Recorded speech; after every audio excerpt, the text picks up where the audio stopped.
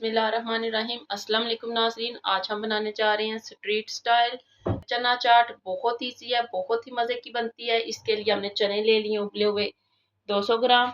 200 ग्राम हमने आलू उबले हुए ले लिए हैं। ये हमने ले लिए हैं बल्ले, प्याज, धनिया और पुदीने वाली चटनी, दही और इमली की चटनी, चाट मसाला।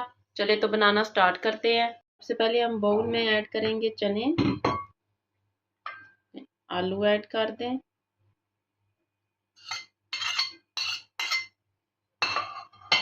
इसके साथ ही हम अपने प्याज ऐड कर देंगे।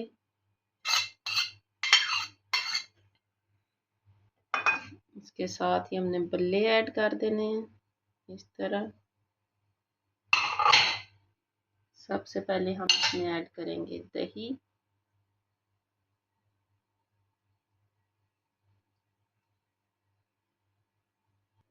अब हम इसके ऊपर ऐड करेंगे चाट मसाला।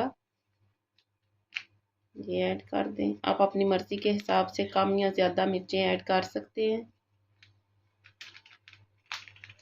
इसके साथ ही हम ये धनिया और पुदीने की चटनी ऐड कर देंगे इस तरह।